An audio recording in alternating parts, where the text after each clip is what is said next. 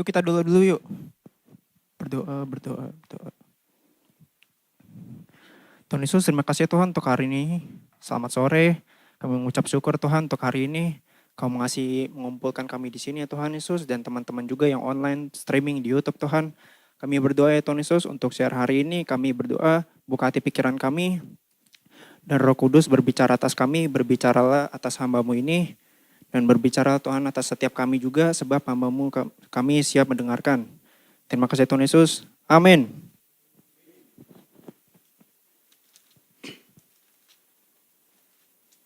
Cek 1, 2, 3. Shalom semuanya.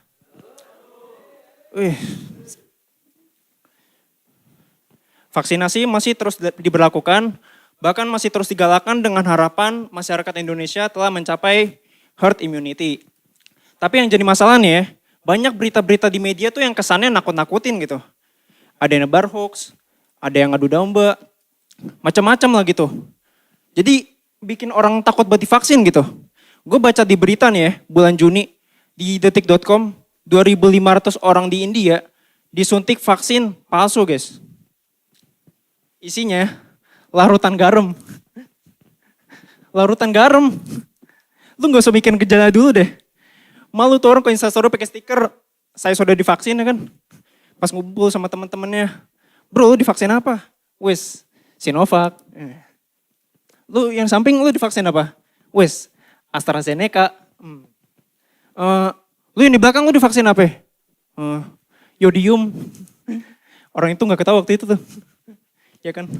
Ya maksud gue, kan gue divaksin bulan Juni gitu. Dan jujur abis setelah gue divaksin, gue baca berita ini kan gue jadi was-was ya. Ya kan, ya maksud gue pinter-pinter buat milah media gitu maksud gue. Jadi gak timbul opini-opini negatif dalam diri kita gitu, amin. Oke lah, gak lucu tadi, langsung aja lah. Udah ditampilin PPT-nya. Udah ya. Uncertainty, artinya ketidakpastian ya. Pointernya bisa ya? Udah?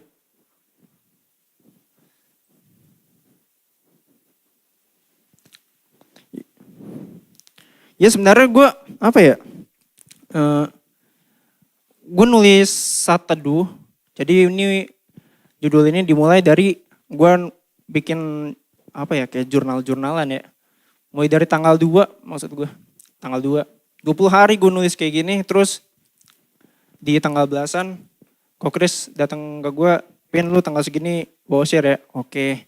Anak-anak yang lain biasanya disuruh bawa siapin bahan ya, ini gue disuruh bikin punchline, apa sih lu, ya kan. Yuk, apa ya, ini ya mungkin agak lama ya, maksud gue bikin, ini gue nulis sih 14 halaman, lumayan banyak sih. Jadi disclaimer dulu ya, buat teman-teman yang nonton di rumah nih, yang lagi selonjoran, yang lagi rebahan di kasur, lu bangun deh, bangun. Lu pasti tidur ya kan, lama nih serius lama, ya kan. Lu ngapain kayak biar kagak ngantuk lagi, lu cuci muka kayak, lu senam otak kayak apa kayak, ya kan. Pokoknya fokus, worth it lah, worth it. Ya, ini udah bisa nih. Masih belum bisa. Yaudah, next aja. Oke, latar belakang. Gue pengen ngebahas kitab Rut ya. Ngebahas kitab Rut. Dari Rut berapa? Satu kitab. Satu kitab dari Rut 1-4. Tapi kita emang gak bakal baca semua ya. Dalam artian gini, gue pengen ngebahas tentang apa ya. Rut ini kalau gue baca-baca ini emang ditulis sebagai gambaran kesetiaan manusia ya. Keluarga yang berdasarkan pada kasih Tuhan. Yang kalau gue coba cari-cari ngulik di internet sih gak diketahuin ya siapa penulisnya. Dalam artian ya ini Rut ini pada masa hakim-hakim ya. Lagi masa Israel yang masa kegelapan lah gitu. Ya, terus ada bencana kelaparan yang melanda. Jadi keluarga Elimelek ini mau gak mau harus keluar dari situ. Pergilah mereka ke daerah Moab. Daerah Moab dengan harapan mereka mendapatkan kehidupan yang lebih baik. Ya, Itu latar belakang dari cerita yang pengen gue share kali ini. Oke. Tujuan kitab, ya ini ngerujuknya nulisnya sih tentang kehidupan Ruth sama keluarganya. Yang bisa kita petik tentang pentingnya lingkup keluarga itu yang berdasarkan pada cinta kasih Tuhan. Tapi yang pengen gue bahas di sini tentang gimana tentang sikapnya Ruth, sikapnya Naomi, sikapnya Boaz, dan keimanan mereka masing-masing, keyakinan mereka masing-masing. Jadi kita pengen tahu nih kesetiaan mereka, pencapaian mereka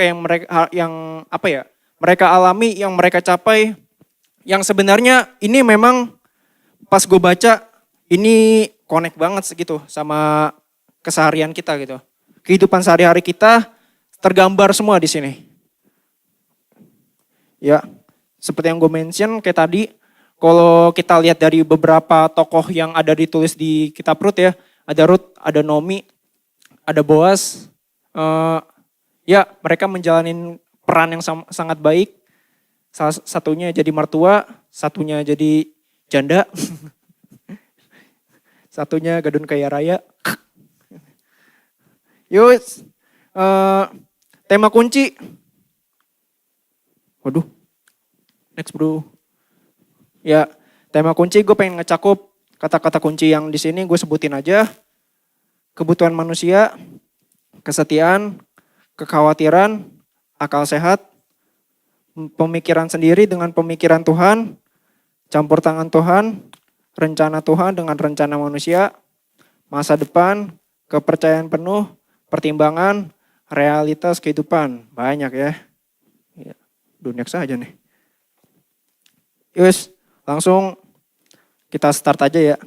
Mulai dari kemalangan Naomi dan Ruth di Ruth pertama. Gue nggak akan baca sampai habis gitu ya. Paling ini di sini sih gue emang nyatat, gue highlight beberapa ayat aja. Nah, kita baca di sini kalau mulai dari pasal pertama, itu tuh beberapa tahun setelah keluarganya Naomi itu tinggal di Moab ya. Moab itu bangsa berhala, nyembahnya Kamos ya.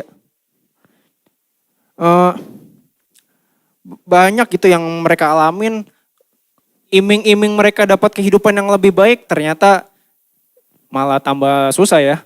Soalnya ketika beberapa tahun mereka pindah ke Moab, si Elimelek ini suaminya Naomi mati. Terus di Moab di situ juga anak-anaknya Naomi nikah sama Ruth sama Orpa ya. Kalau nggak salah, kalau gue baca-baca, umat Israel itu gak boleh nikah sama bangsa berhala ya. Correct me ya, if I'm wrong. Gak boleh nyembah bangsa berhala karena disuruh tetap jaga kekudusannya. Dalam case ini emang kedua anaknya si Naomi ini nikah sama Ruth sama Orpa. Dia tuh keduanya dari bangsa Moab. Tuh. Sebenarnya oke. Gak lama setelah tinggal di Moab, 10 tahun lamanya, Elimelek suaminya Naomi tadi meninggal. Beberapa tahun kemudian lagi, suaminya Ruth, suaminya Orpa mati juga. Anaknya Naomi juga maksud gue. Jadi kalau yang bisa gue tangkap di sini, Naomi terpukul banget gitu. Anaknya mati, suaminya mati. Ruth sama Orpa, suaminya mati. Jadi janda. Jadi gak ninggalin anak gitu maksudnya. Ya, udah gak ninggalin anak, akhirnya mereka tuh udah gak punya apa-apa. Jadi yang tersisa di mereka itu tinggal tanah peninggalannya dari Elimelek. Yang gue tahu sebisa mungkin jangan dijual ya. Soalnya yang gue baca dari tradisi, anak-anak dari nama keluarganya itu tetap harus lahir di situ dan besar di situ juga. Koreksi juga ya kalau salah. Oke, kita langsung skip ya. Skip, pas singkat cerita udah banyak berita duka, akhirnya terdengar kabar kalau di Israel itu Tuhan memberkati lagi umatnya. Kita lihat di ayat 6 ya. Kemudian Rut 1 ayat 6. Kemudian berkemaslah ia dengan kedua menantunya dan ia pulang dari daerah Moab. Sebab di daerah Moab ia mendengar bahwa Tuhan telah memperhatikan umatnya dan memberikan makanan kepada mereka. Jadi ini yang melatar belakangi si Naomi buat kembali lagi ke balik ke bangsanya Israel. Kalau nggak salah di sini balik ke tanah Yehuda. Nah, di sini dibilang lagi Naomi dengan hopelessnya mereka bilang ke Ruth sama Orpa, lu nggak usah Ruth, Orpa, lu nggak usah ikut gue karena gue nggak akan nyediain lagi anak laki-laki gitu. Seandainya memang gue punya anak laki-laki lagi, nggak mungkin dong anaknya gue ini tumbuh dulu jadi gede. In case anak laki-laki ya. Naomi nggak mau mereka si Ruth sama Orpa ini nungguin anaknya Naomi gede lagi baru dinikahin lagi gitu. Dalam artian begitu. Jadi Ruth sama Orpa keburu tua duluan. Nikah sama anak yang masih apa ya? Yang masih baru gede lah bahasanya. Jadinya Ruth nyuruh Ruth sama Orpa udah lu pulang aja. Orpa akhirnya pulang. Ya menurut gue ini keputusan manusiawi ya. Dalam artian karena apa yang dia lakuin ini si Orpa memang berdasarkan pada dia taat sama orang tua. In case di sini adalah seorang mertua ya. Seorang mertua akhirnya ya udah selanjutnya dari cerita ini Orpa udah nggak kedengaran lagi gitu. Apa yang terjadi sama dia mana, dia gimana. Ya terus akhirnya gue nemuin satu poin yang menarik di sini. Lo lihat di ayat 16 sampai 17. Ini perkataan Ruth, deklarasi Ruth yang benar-benar bikin gue kagum. Kenapa? Pertama, ini kalau gue baca-baca memang sepertinya di latar belakangnya dari ayat yang 6 tadi. Mungkin dia ikut Naomi karena dia mendengar bahwa Allahnya Naomi akan memberkati lagi umat-umatnya. Karena pada waktu itu kan bencana kelaparan ya. Udah terus akhirnya Tuhan memberkati umatnya lagi. Ruth mungkin memegang kalimat itu, memegang perkataan itu. Akhirnya oke, gue mau ikut lu Naomi. Tapi gak cuma ikut loh. Gue ngeliat ketaatan yang besar banget dari Ruth. Gak cuma ke mertuanya sendiri, tapi juga ke Allahnya Naomi. Kita coba baca ya di ayat 16 sampai 17. Tetapi kata Ruth, janganlah desak aku meninggalkan engkau dan pulang dengan tidak mengikuti engkau. Sebab kemana engkau pergi, ke situ jugalah aku pergi. Dan di mana engkau bermalam, di situ juga aku bermalam. Bangsamu lah bangsaku, dan Allahmu lah Allahku. Garis bawain ya. Di mana engkau mati, aku pun mati di sana. Dan di sanalah aku dikuburkan. Beginilah kiranya Tuhan menghukum aku bahkan lebih lagi daripada itu. Jikalau sesuatu apapun memisahkan aku dari engkau selain daripada maut. Wow. Gue gak tahu ya dalam kehidupan pernikahan Ruth selama beberapa tahun. Dia ngikut Allahnya Naomi atau tetap ke Allahnya dari dia masa kecil ya di bangsa Moab ya itu Kamos yang gue tahu. Gue di situ nggak tahu sebenarnya. Tapi yang gue tekenin di sini imannya si Ruth ini benar-benar kayak ini loh. Bukan yang anak baru ngikut Tuhan sehari 2 hari, 1 bulan 2 bulan. Ini keputusan yang fatal banget menurut gue. Fatal, vital. Karena apa? Ruth sama Naomi udah gak punya apa-apa. Udah miskin banget nih bahasanya. Ngedenger bahasanya gini loh. Dia dari awal bencana kelaparan dia pindah ke Moab. Harapannya dapat kehidupan yang lebih baik. Ternyata zong. Ya kan? Sekarang ini dengar kabar lagi nih. Kalau si Tuhan ini akan memberkati lagi bangsa Israel. Pasti mikir, jangan-jangan PHP nih. Ya kan, takutnya. Karena apa ya, yang gue bisa tangkap ya sampai nanti di Israel pun mereka masih susah untuk beberapa tahun ke depannya ya. Nah, di sini akhirnya mulai timbul konfliknya ya. Dalam artian di sini lu baca ayat selanjutnya, gue mau coba baca ya. Tapi kita coba garis bawahin lagi nih. Ya mungkin kalau lu pada lagi catet, Coba kita garis bawahin dulu perkataannya Naomi pas dia mau pergi ke Israel lagi. Coba ya, kita baca di ayat 20 sampai 21. Tetapi ia berkata kepada mereka, janganlah sebutkan aku Naomi, sebutkanlah aku Mara.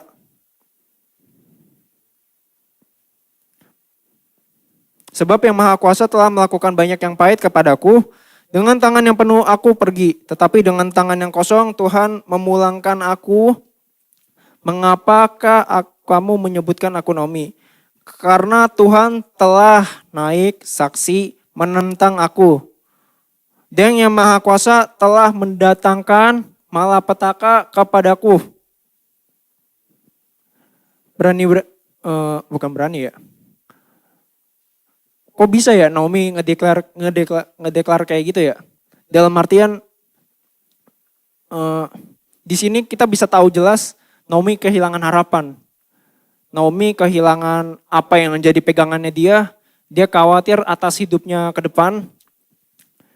Akhirnya lu kalau baca-baca lagi secara pasif mungkin dia mendeklarasikan dirinya bahwa Tuhan sepertinya meninggalkan gua.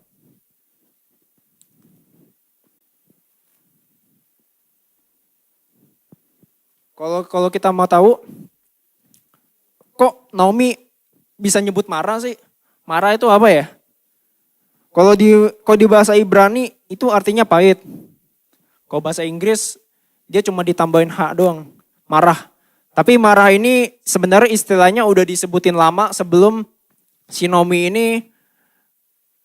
Jadi kata marah ini nggak pertama kali disebutkan oleh Naomi. Tapi marah ini tuh ada kecatat di kitab Keluaran ya kalau nggak salah. Bangsa Israel waktu itu mengembara di padang gurun selama beberapa lama tanpa air gitu. Nah setelah itu ya kan Mara ada di tempat namanya dinamain Mara karena pada waktu itu airnya ada nih, bangsa Israel nyari-nyari air. Oh ternyata rasanya pahit ya kan, gak bisa diminum. Jadinya tempat itu dikasih namanya Mara. Kurang lebih begitu. Ya sampai sini kita udah tahu bahwa kemalangan Naomi dan Ruth ini bukan cuma kesusahan dalam hal ekonomi aja ya. Tapi tentang duka cita yang mendalam gitu.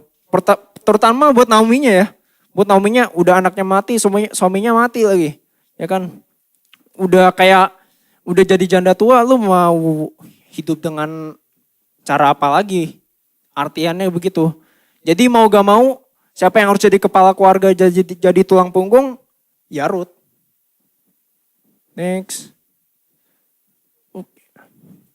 Yoi. Masuk ke chapter berikutnya. Pertemuan Ruth dengan Boaz. Ya. Jadi berjalanlah Ruth sama Naomi ke Bethlehem. Akhirnya nyampe. Pada saat itu ada musim menuai ya. Musim menuai jelai pada waktu itu. Nah, tapi apakah sesampai sana mereka udah hidup berkecukupan lagi? Belum. Masih belum juga. Ternyata di situ masih kekurangan juga. Jadi tetap yang gue bilang tadi, mau gak mau yang harus cari nafkah siapa? Si Ruth. Karena secara gak langsung dia jadi kepala keluarga. Oke. Nah, kalau kita baca ya. Aduh gue ada jokes di sini, nggak jadilah. Ya kan. Startingnya udah buruk. Ya, akhirnya keyakinannya Ruth, keimanannya Ruth ngebawa Ruth ke tempat ladang yang random ya. Dia nggak tahu siapa yang punya, dia nggak tahu ini yang ngejalanin ladangnya siapa. Tapi yang gue tangkep soal ini ya, dia nggak takut dibilang pencuri dia nggak takut dibilang penyusup, takut dituduh apa. Karena secara lu masuk ke tanah orang dan lu nggak dipekerjakan, Apalagi kalau bukan maling atau mata-mata gitu. Karena image-nya nggak akan jauh-jauh dari situ lah kira-kira. Tapi Ruth nggak mikirin ya. Ruth nggak mikirin sama sekali sampai situ. Yuk dia jalan aja. Atas ya dia udah nggak punya apa-apa maksud gue. Gitu loh. Oke. Akhirnya lu baca di kenapa lu coba lihat keyakinannya Ruth yang begitu dalam di ayat 2-nya. Tapi gue pengen coba baca bukan di versi terjemahan baru ya. Tapi di versi BIMK, Bahasa Indonesia masa kini. Gue langsung bacain yang B-nya aja ya. Saya rasa tentu ada saja orang yang membiarkan saya melakukan hal itu. Baik nak, jawablah Naomi, pergilah. Pada akhirnya kita lanjut lagi di ayat 3, pergilah ia sampai ke ladang dan memungut jelai bareng yang pekerja-pekerja lainnya. Maksud gue, kok bisa ya? Dia gak mikirin kayak tadi gitu. Kok, apa ya? Pasti ada tata krama peraturan tertentu lah. Dalam artian, lu gak bisa sembarangan, ya kayak di sini aja lah, lu masuk ke rumah tetangga, gak ngomong-ngomong langsung masuk aja juga. Pasti melanggar etika lah, gitu maksud gue. Tapi nyampe situ ternyata kebetulan, wah menurut gue ini emang udah direncanain Tuhan ya. Udah jadi skenario yang benar-benar Tuhan rancang buat si Ruth-nya ini sendiri.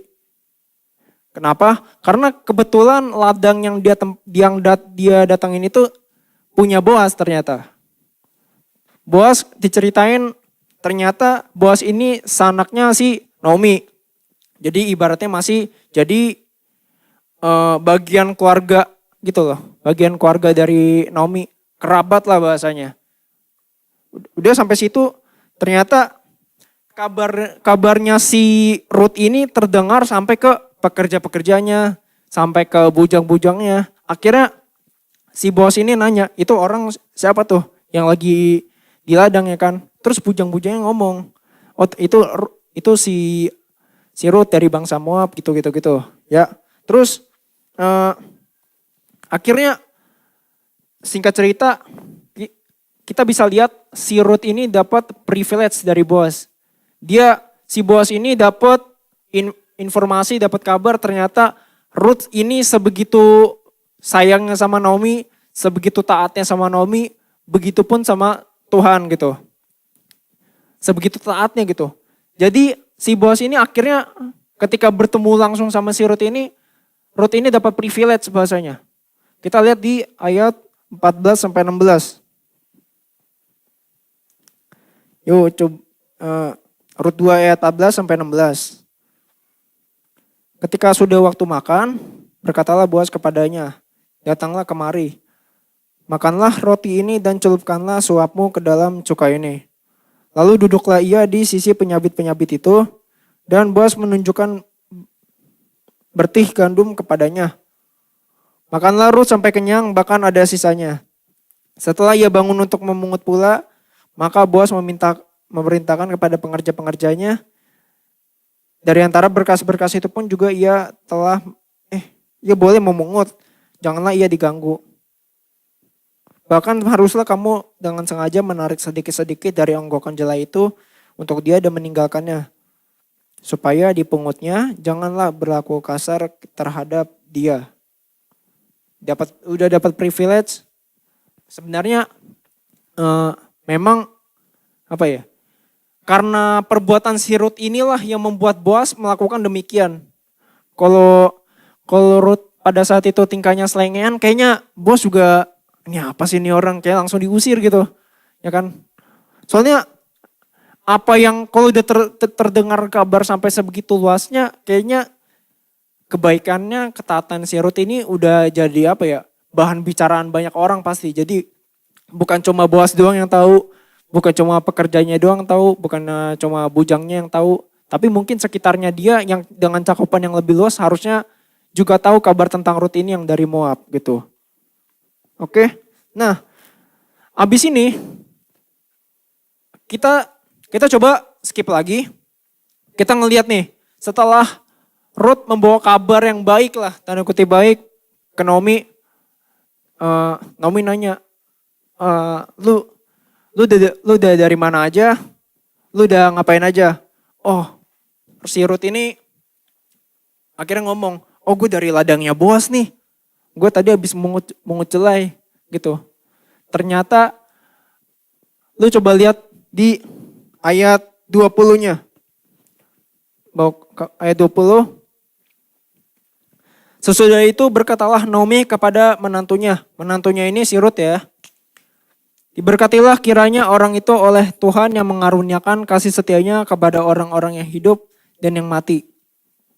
Lagi kata Naomi kepadanya, orang itu kaum kerabat kita, dialah salah seorang yang wajib menebus kita. Baca di kalimat sebelumnya. Diberkatilah kiranya orang itu oleh Tuhan yang rela mengaruniakan kasih setianya kepada orang-orang yang hidup dan yang mati. Ini kalimat tentang rasa syukur, rasa pemujaan kembali, kayak praise the Lord ya bahasanya.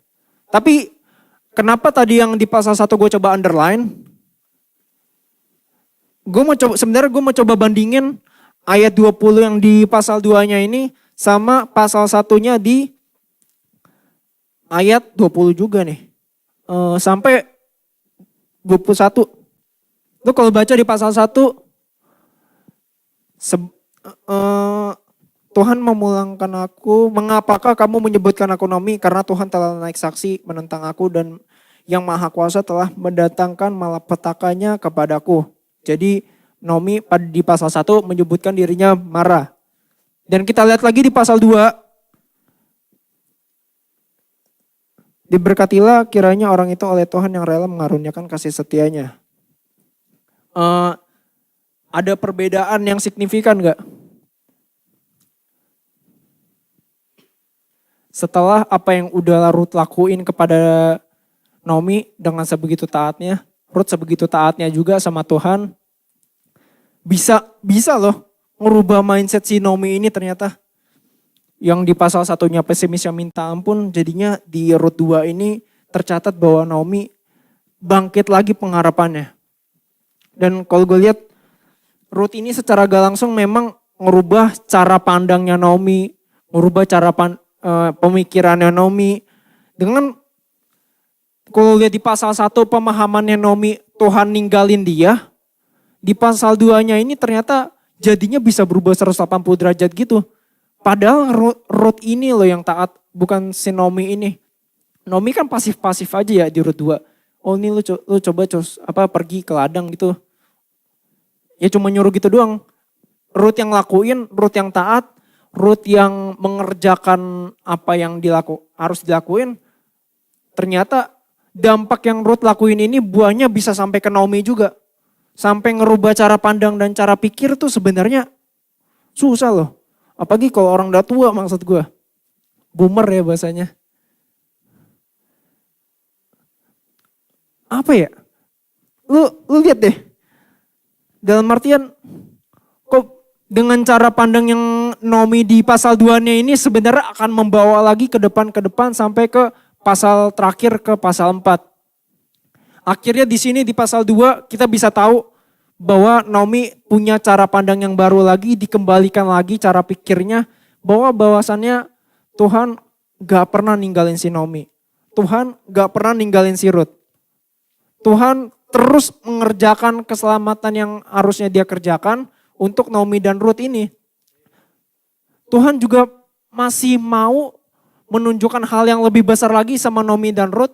Tuhan juga masih punya rencana yang besar juga buat Ruth sama Naomi untuk ditunjukkan gitu. Dalam artian Ruth sama Naomi ini masih harus ngelihat ini loh. Tuhan tuh masih mau sepedulinya itu loh sama kamu, Ruth, Naomi. Gitu loh. Jadi mulai saat itu juga Naomi menyaksikan bagaimana Tuhan membuka kehendaknya satu-satu ya. Jadi Naomi secara perlahan-lahan bisa melihat, mengalami sendiri untuk berprogresnya di pasal 3 sampai pasal 4 bahwasanya Tuhan tetap melakukan sesuatu untuk dia. Tuhan tetap tangannya bekerja untuk Naomi. Ya untuk apa? Untuk kebaikan. Tapi tetap dengan satu poin, kita mengasihi dia ya tentunya. Mengasihi Tuhan. Kalau Naomi ini tidak kehilangan harapannya dan gue harap demikian, ya memang Tuhan tetap dari dibalik apa yang dialami semuanya, masalah, cobaan segala macamnya, kita akan tahu bahwa segala sesuatunya mendatangkan kebaikan buat si Naomi. Mungkin begitu juga sama kita ya. Kalau masalah yang sedang terjadi kayak saat-saat ini, menurut gue ya tetap lah, semuanya itu tetap untuk kebaikan kita. Karena apapun yang terjadi sebenarnya kan memang Tuhan izinkan, Tuhan sediakan itu loh maksud gue. Masalah aja sampai disediain gitu, gimana berkat gitu. Kalau masalah disediain menurut gue masa berkat gak disiapin. Ya, semuanya untuk kebaikan. Mungkin kita disiapin masalah-masalah, disiapin coba-cobaan, mungkin untuk mempersiapkan kita untuk mendapatkan berkat yang besar juga. Mungkin masalah yang kita dapat besar, tapi mungkin seiring kita berjalan waktu, kita mulai mengerti dan kita mulai bisa menjalankannya bersama Tuhan, mungkin bayaran di depan sana tuh berkatnya besar juga. Gak mungkin kecil gitu menurut gua. Usaha gak akan hianatin hasil. Itu kata orang dunia, apalagi di dalam Tuhan. Menurut gua akan lebih besar lagi. Amin ya. Next. Kayaknya cepet nih. Buset.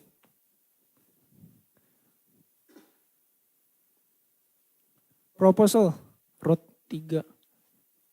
Oke, kita coba lompat ke root 3. Ruth dan Boaz di tempat pengirikan. Sebenarnya ini gue nguliknya agak susah ya. Dalam artian banyak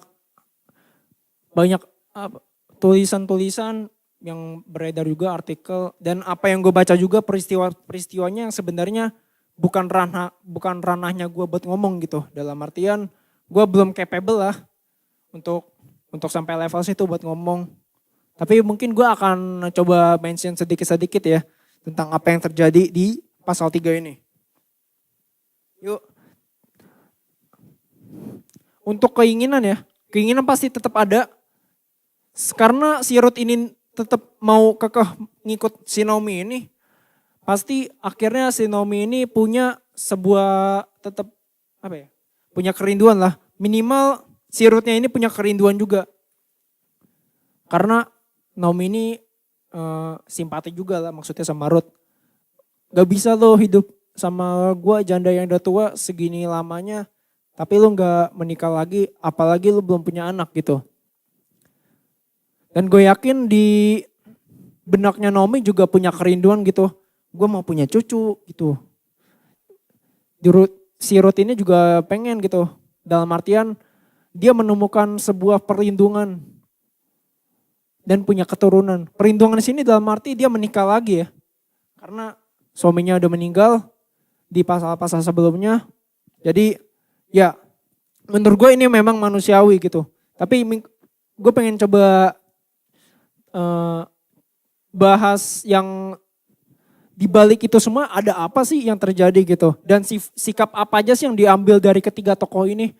Nah, untuk sikap-sikap yang dilakuin, untuk watak yang lo bisa coba cari tahu di Ruth 3 ini sebenarnya yang akan jadi highlight untuk share gue hari ini ya. Karena ini tetap berkesinambungan sama yang gue bahas tadi di Ruth 2 sama Ruth pertama. Kemalangan Naomi dan Ruth sama pertemuan Ruth sama Boaz. Ya, oke. Sampai tiba suatu momen ketika Naomi berkata kepada Ruth, kita lihat ya di mulai dari ayat pertamanya. Lalu Naomi mertuanya itu berkata kepadanya, "Anakku, apakah tidak ada baiknya jika aku mencari tempat perlindungan bagimu supaya aku berbahagia? Maka sekarang bukankah Boaz yang pengerja-pengerja perempuan telah kau temani itu adalah sanak kita? Dia pada malam ini menampi jelai di tempat pengirikan." Oke, sampai sini akhirnya Ruth tetap taat aja ya sama Naomi. ibaratnya bersih-bersih lah ya. Bersih-bersih, dandan yang bagus, wangi ya. Akhirnya Naomi membawanya apa ya? Menyuruh si Ruth ini akhirnya membawa si Ruth ke tempat pengirikan si Boas ini. Nah, gue coba pause sebentar ya. Kenapa Naomi pengen suruh Ruth kayak gitu? Sebenarnya dalam keinginannya itu si Naomi tuh pengen Ruth nikah sama Boas. Udah dimention 2 kali bahwa Boas itu sanaknya si Naomi, masih jadi kerabat keluarga gitu. Jadi dalam artian gini, nggak cuma Naomi pengen Ruth nikah sama Boas, tapi si Ruth ini juga butuh penebusan juga. Karena Naomi udah jadi janda, Ruth juga udah jadi janda. Gak ada yang nerusin keluarga Elimelek lagi.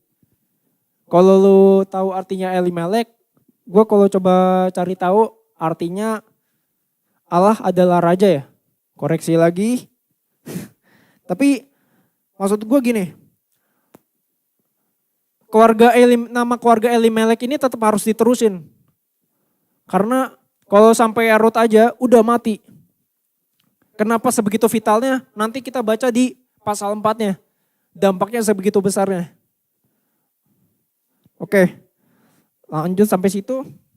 Ternyata dimention juga bahwa tanahnya Naomi juga pengen dijual. Gitu. Udah gak punya apa-apa maksudnya. Jadi sampai sini kita tahu ya bahwa sampai di titik ini Ruth sama Naomi masih dalam kondisi susah. Masih belum punya apa-apa juga. Tadi jobnya si Ruth ya cuma nuai jelai doang. Itu pun kayak receh-recehan doang gitu. Tapi untungnya dikasih privilege sama Boas di pasal 2, ya udah mungkin penghidupannya sedikit ada sedikit dibantu lah ya. Dibantu. Ya, oke. Kalau dari sisi Ruthnya gimana? Masih muda kan dia? Dalam artian kalau masih muda tuh masih ya kayak kita-kita lah.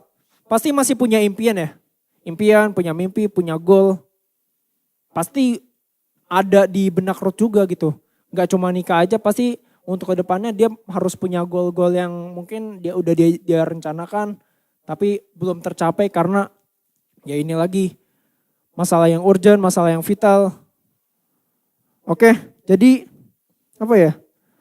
Gue tetap mention bahwa Ruth ini tetap sama kayak kita manusia biasa. Sama-sama apa ya, punya goal juga sih masih. Gak tahu sih kalau Naomi. Ya paling Naomi cuma punya cucu ya. Kalau dibaca-baca lagi dan pengen Ruth ditebus doang. Tapi kalau si Ruth ini pasti masih punya keinginan, masih punya goal-goal yang harus dicapai. Dan itu kandas cuma gara-gara ya ini tadi keadaan yang gak mendukung dia gitu. Kalau kita mau lihat di Ruth 3 ini. Sampai situ oke. Dia masih susah. Kita coba lanjut.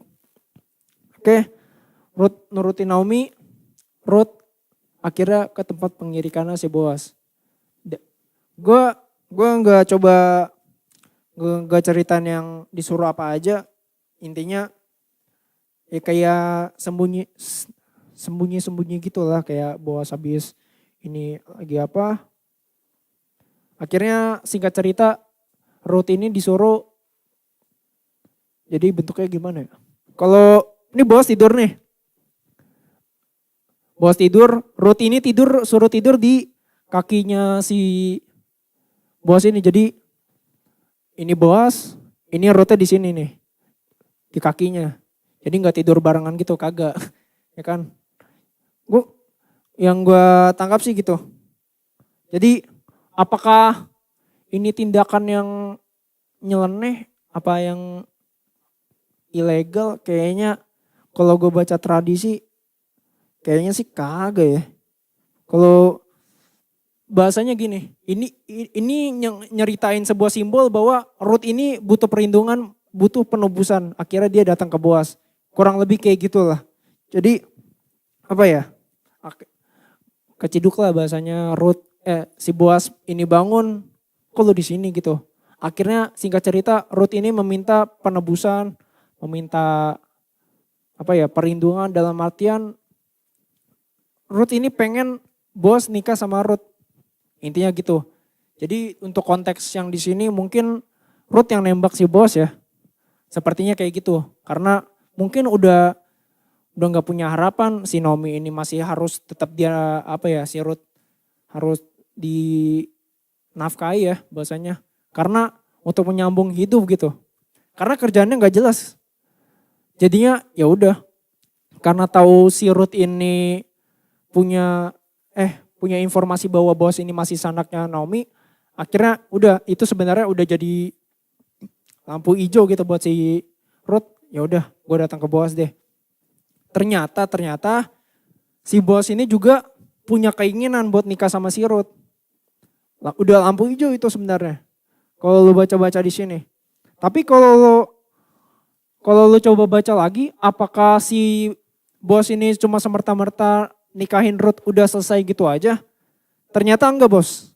Lu coba kalau lu baca tradisi Israel, tradisi yang lu kalau boleh baca di Ulangan atau di Imamat, gue coba breakdown sedikit ya. Kalau misalnya Boaz nebus si Ruth, Boaz nikahin si Ruth, apa aja yang harus dia tanggung? Pertama, menebus tanah ya, udah pasti. Karena tanahnya yang Elimelek ini mau dijual. Lu kalau baca di Imamat 25 ayat 20, Imamat pasal 25 ayat 25, versinya gue bacain yang VMD ya, versi mudah dibaca.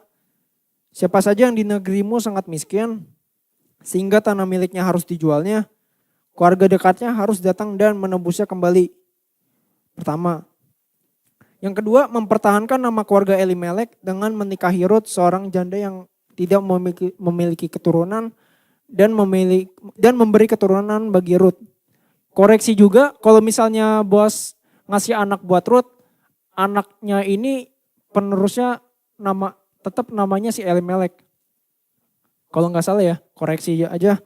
Jadi tetap bukan kayak Boaz tuh bukan kayak punya kepemilikan penuh gitu atas nama keluarganya. Jadi semerta-merta cuma biar nama keluarga Elimelek ini tetap berjalan gitu. Karena ada anak yang lahir dari nama keluarga Elimelek ini yaitu Ruth sendiri. Jadi anak yang pengen dikaruniain sama Boaz ini tetap bukan kayak pemilikan penuh lah. Bahasanya gitu. Jadi dibilang apakah nerusin keturunannya Boaz, ada iyanya ada enggaknya. Kurang lebih begitu. Nah, ternyata banyak juga yang harus ditanggung Boaz ini. Jadi gak cuma atas, gue suka sama Ruth, gue pengen nikahin Ruth. Enggak gitu sebenarnya. Gak cuma itu maksud gue. Banyak beban materi yang harus dia tanggung. Ada banyak beban yang harus dia selesaikan untuk memenuhi tugas panggilannya dia gitu. Karena kalau gue baca lagi untuk tradisi Israel, kalau misalnya anggaplah gini, Boaz kalau nggak mau nikahin si Ruth, mesti bahasanya? Ruth ini kayak ke tempat pintu gerbang itu tempat rame ya.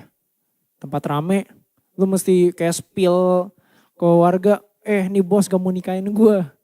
Kurang lebih gitu ya.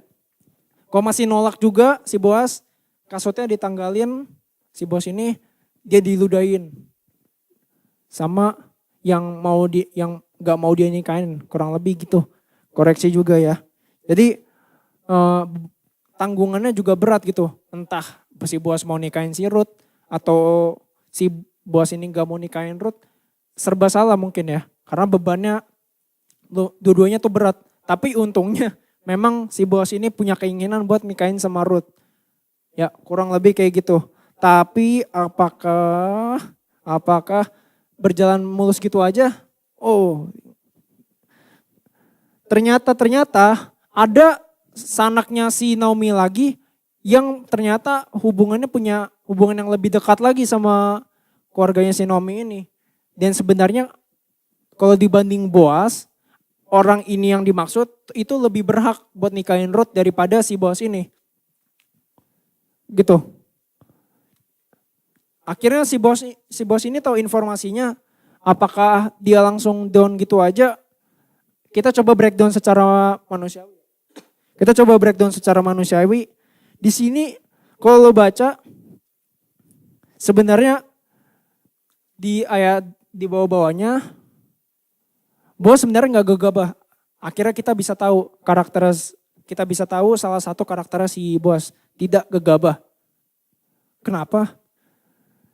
Setelah bos tahu kalau Ruth itu mau sama Boas, ternyata si bos ini ngasih tahu dulu nih ke Ruth. Oh, tunggu ya. Ternyata ada yang sanak lo yang lebih dekat sama lo, ada yang lebih berhak sama lo. Gue coba ngomong sama dia dulu ya. Barangkali dia mau nebus lo. Kalau sebagai cowok, kalau udah nih gue pengen nikahin satu cewek nih. Tapi satu cewek ini ternyata ada yang lebih dekat lagi loh.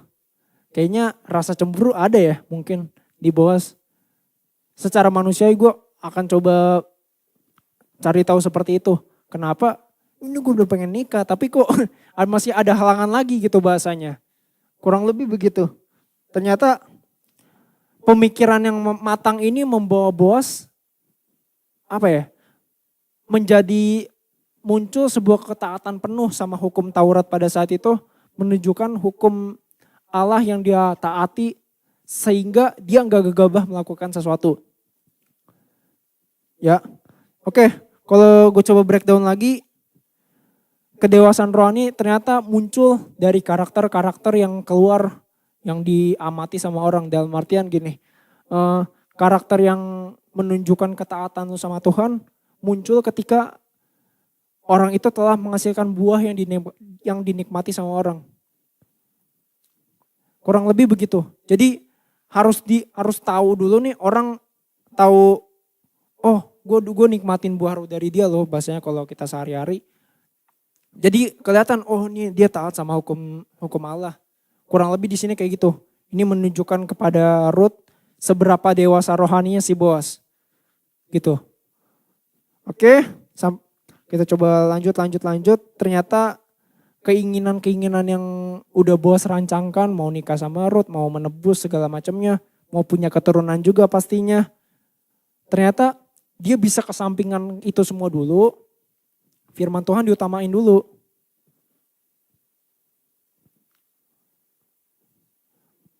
Kita udah sampai situ belum? Ini kita punya keinginan, ketika ada perkataan Tuhan turun, ini keinginan kita bisa digeser dulu nih, terus kita taatin firman Tuhan.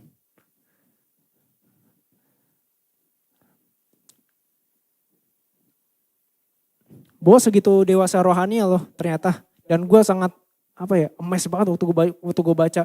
Kok bisa ya, bisa ngontrol sisi kemanusiaan sebegitu hebatnya gitu.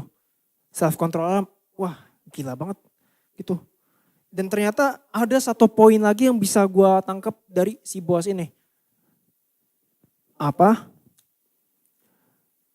Firman Tuhan lebih besar daripada hasratnya si Boas yang ingin segera dipenuhi. Mungkin kalau kita lihat di keseharian kita, mungkin kalimatnya kayak gini. Firman Tuhan harus lebih besar daripada hasrat kita yang udah depan mata nih. Yang harus segera terpenuhi. Ibaratnya kita udah hampir dapet nih keinginan kita. Terus perkataan Tuhan datang, wah harus gini. Akhirnya secara pasif mungkin ngomongnya keinginan ini gak akan terkabul gitu bahasanya. Bisa terkabul, bisa enggak. Jadi probabilitasnya bisa mengecil lah bahasanya. Apakah kita bisa kayak gitu?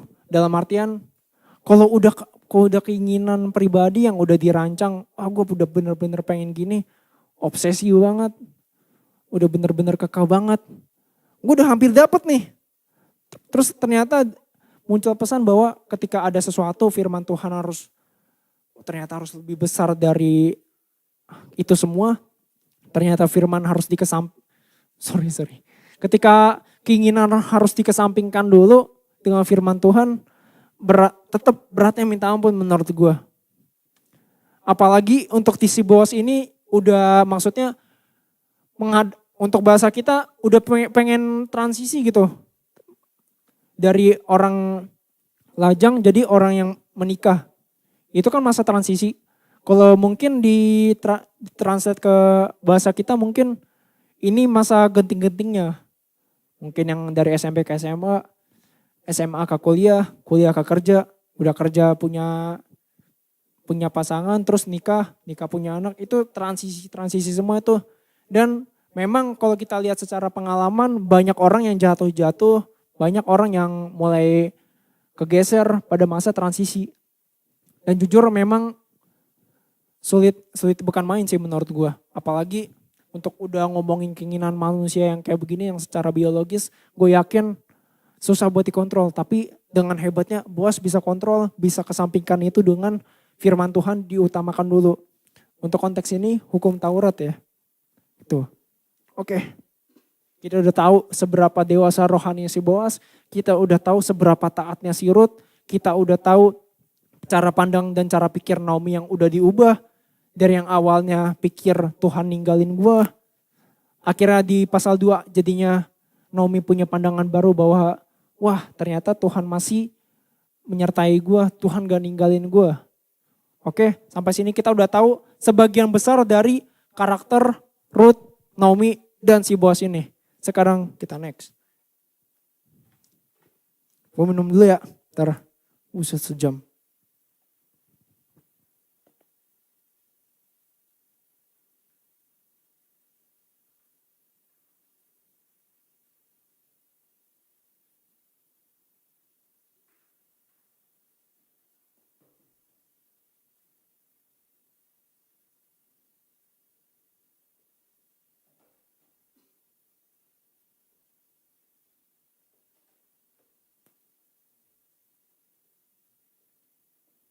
Payoff, bayaran atau hasil atau pemberian dari Tuhan atau berkat gitu.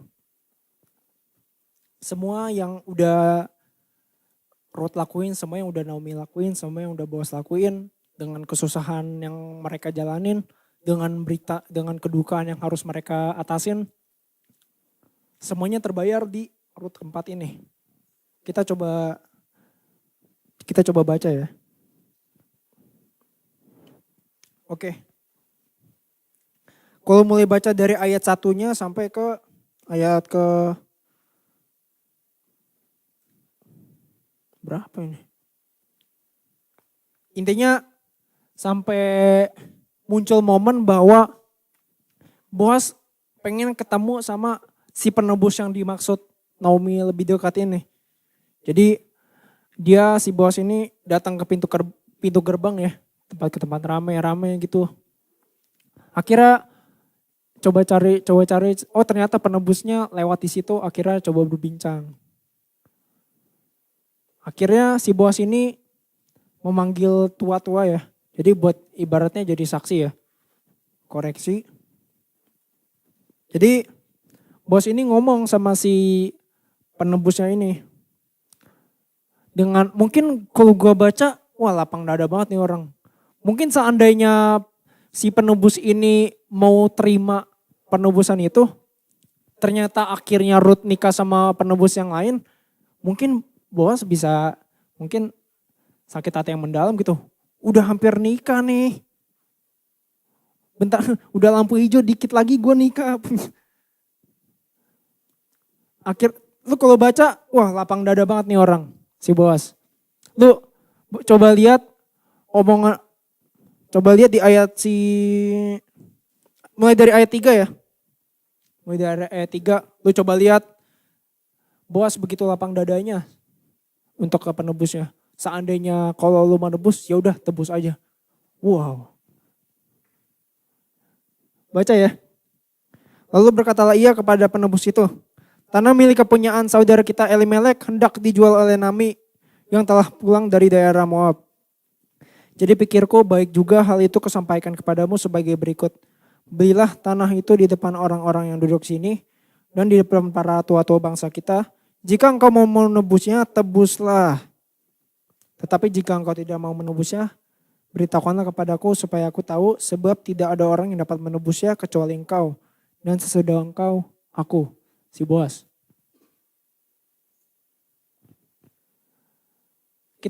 Kalau kita coba breakdown, akhirnya kita bisa tahu karakter dan sifat sedikit ya. Gambaran yang bisa kita tangkap dari si penebus yang dimaksud Naomi ini yang lebih dekat dari dan lebih berhak mendapatkan Ruth. Kalau lo mencoba baca, gue coba ceritain singkatnya kayak gini. Penebus ini ketika ditawarin tanah Elimelek, kalau lo baca, aku mau menebus ya. Udah sampai situ. Boas ngomong lagi, lu juga dapat Ruth. Janda yang ditinggal mati oleh suaminya itu. Akhirnya si penebus ini keberatan akhirnya ya udahlah, hak penebusan gue kasih lu aja. Seperti tradisi yang udah dilakuin, dia penebus ini ditanggalin juga ya sandalnya. Cuma gue nggak tahu diludahin atau enggak. Kurang ajar bener emang. Kalau gue baca, kalau coba pikir secara bisnis ya.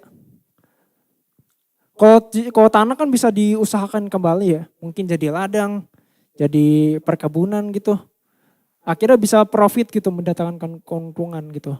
Tapi memang yang penebus ini keberatan memang untuk nikahin Ruth, ngasih keturunan sebenarnya. Kalau lu baca, penebus ini keberatan buat nikahin Ruth karena dia takut merusak milik pusakanya. Gue kalau coba catat-catat kenapa kenapa takut ngerusak pusaka ya gitu. Kalau gue coba baca-baca memang itu ya. Tadi yang balik ke tradisi tadi.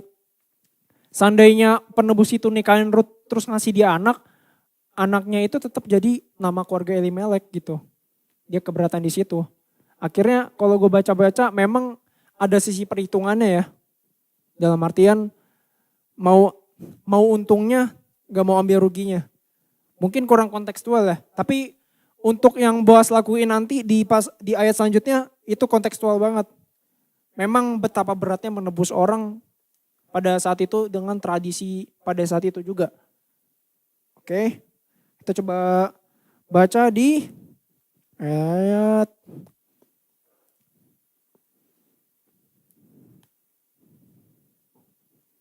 7.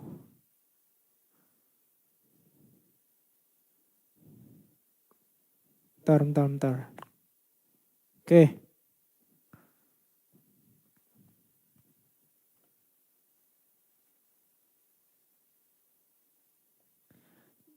Ayat 10.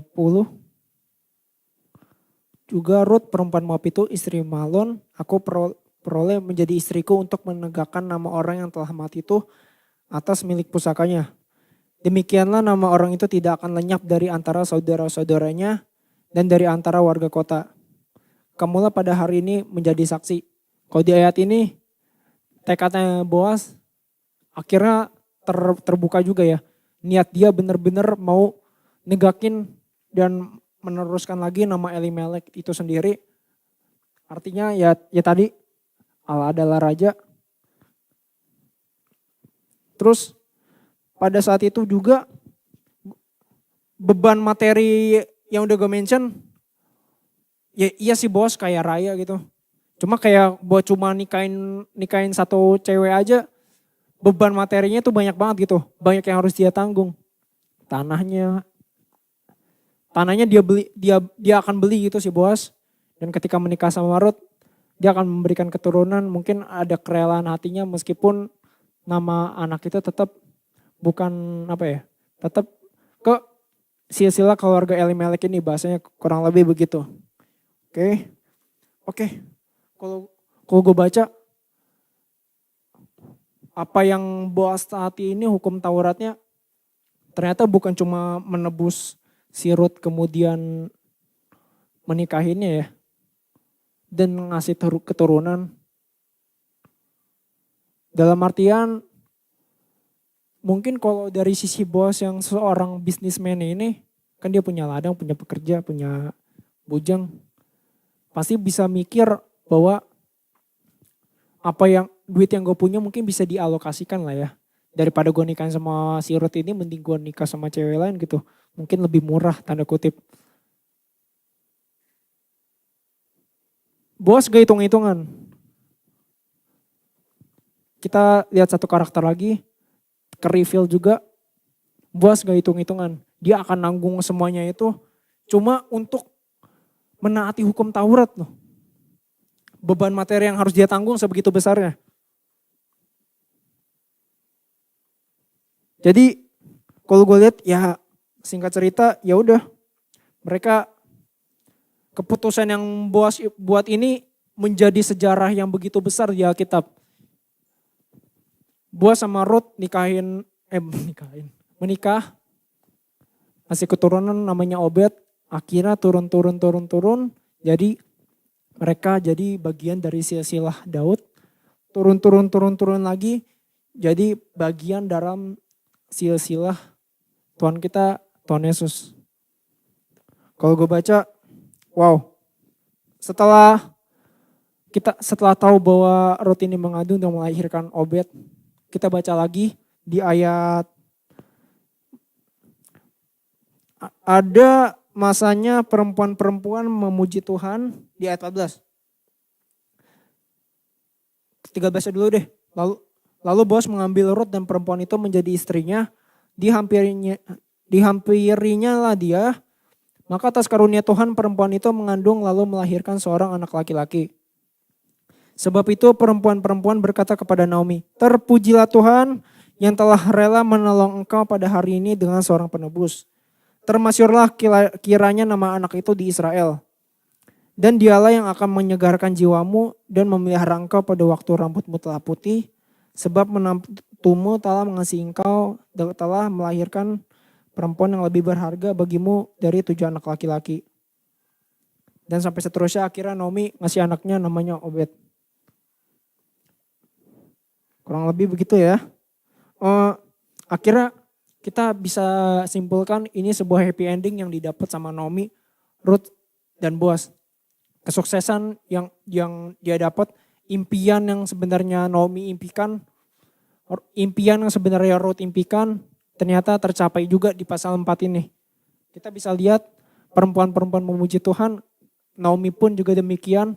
Akhirnya semuanya Tuhan tunjukkan kembali betapa Tuhan begitu sayangnya, begitu pedulinya sama Naomi.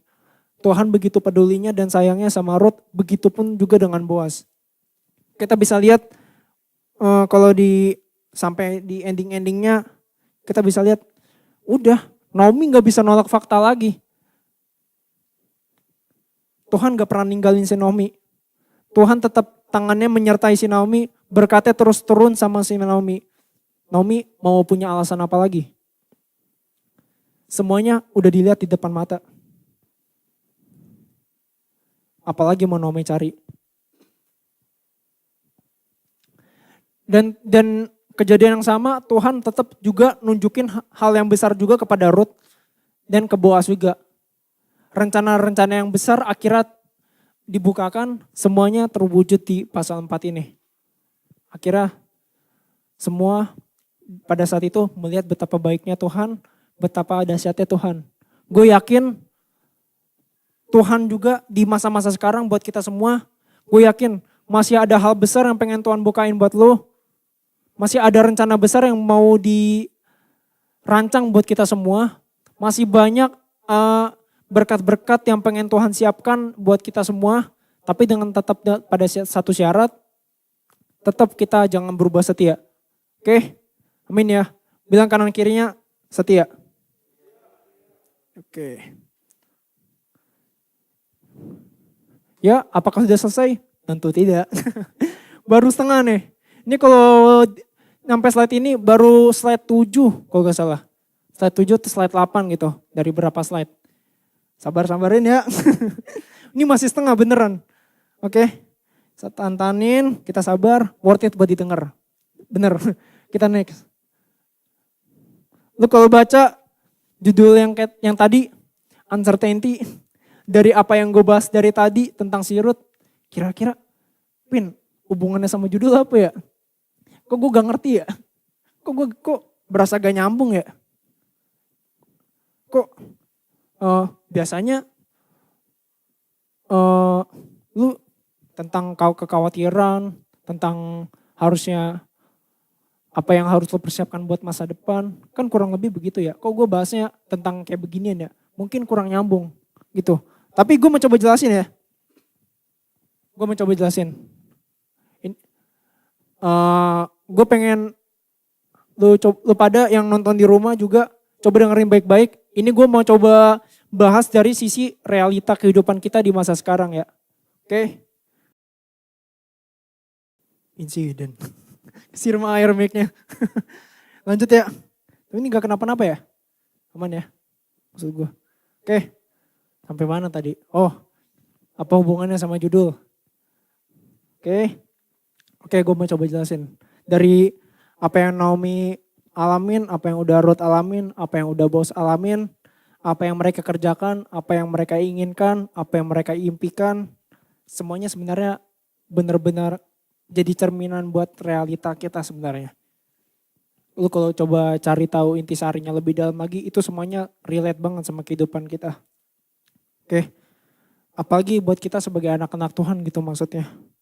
Tapi yang gue pengen ceritain tuh justru lebih kita mau coba mention ke sifat si Ruth, Naomi, Boaz tentang apa yang mereka, pandangan mereka tentang masa depan gitu. Kurang lebih begitu ya. Oke.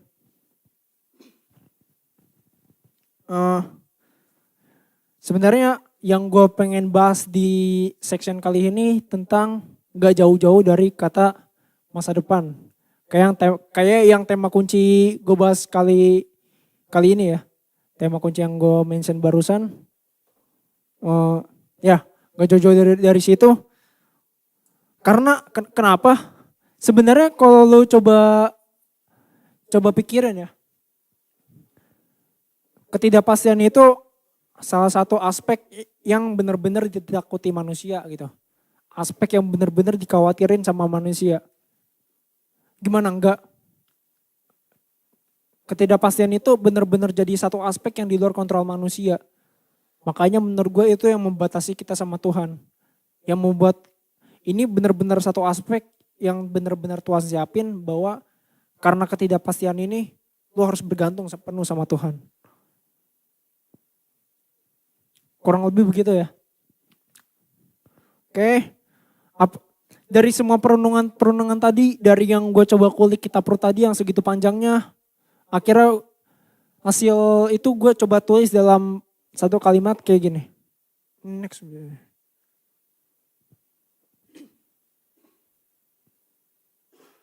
Gue coba baca ya. Banyak anak-anak Tuhan yang memikirkan rancangan hidupnya yang baik untuk dirinya di dalam Tuhan. Tetapi tidak memikirkan rancangan hidupnya untuk Tuhan di dalam dirinya. Gue ulang ya. Banyak anak-anak Tuhan yang memikirkan rancangan hidupnya yang baik untuk dirinya di dalam Tuhan. Tapi tidak memikirkan rancangan hidupnya untuk Tuhan di dalam dirinya. Gila lu gue tambah gak ngerti. Ini apaan gitu. Maksudnya apa? Loh. Kayaknya lu ngejadiin satu kalimat ini kayak sebuah kesalahan gitu. Emangnya apa yang salah di kalimat ini? Well, oke. Gue coba jelasin. Oke. Mungkin kalimat ini akan lebih relate buat teman-teman yang mungkin baru mau memutuskan buat ikut Tuhan ya. Mungkin kalimat ini juga relate buat teman-teman juga yang mungkin sambil nonton di live YouTube ini yang mungkin mulai kehilangan kepercayaannya, yang mulai lemes, yang mulai ragu sama Tuhan, yang mulai khawatir sama Tuhan. Well, dari kalimat ini gue akan coba jelasin dari yang gue bisa. Nah, gue pengen lu pada dengerin baik-baik di sini. Dalam mengikut Tuhan tentu kita bener ketika kita awal memutuskan buat ikut Tuhan tentu kita berharap kehidupan kita lebih baik. Pasti. Gak mungkin ada yang mau sebaliknya gitu. Gue coba balik lagi hitung-hitungan bisnis deh. Ketika lu ikut Tuhan lu pasti akan merancangkan beberapa tahun ke depan, 5 tahun ke depan, 10 tahun ke depan, sampai tua, lo juga akan berharap kehidupan akan lebih baik. Seenggak-enggaknya dibandingkan kondisi yang sekarang, kita pasti memikirkan bahwa beberapa tahun ke depan kita akan berpikir seenggak-enggaknya lebih baik daripada kondisi yang sekarang. Jadi sampai sini kita setuju ya. Maksud gue apa ya? Ketika kita mau memutuskan mau ikut Tuhan pasti ada aja gini. Kalau misalnya kita memikirkan selain yang itu tadi,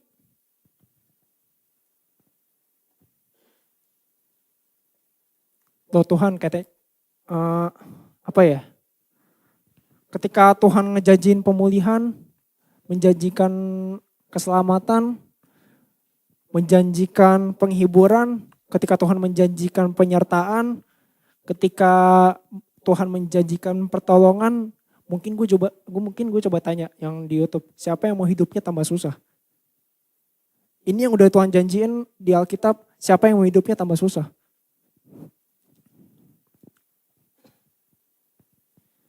Gue yakin pasti pada gak mau dong. Dalam artian gini, oke sampai sini kita setuju ya. Kita ikut Tuhan pasti berharap kehidupan kita akan lebih baik daripada sebelumnya kita tidak mengikut Tuhan. Betul? Gini, oke. Kalau nggak kayak gitu, ntar muncul pasti omongan-omongan, katanya hidup gue ditolong Tuhan. Katanya hidup gue disertain Tuhan. Sulit di sini dalam artian gini loh. Kondisi jasmani yang kita ada sekarang mungkin kondisi ekonomi atau fisik atau segala macamnya akan lebih susah gitu. Seenggak-enggaknya untuk diri sendiri, untuk karakter. Gak mungkin ketika kita ngikut Tuhan, karakter kita malah tambah bobrok.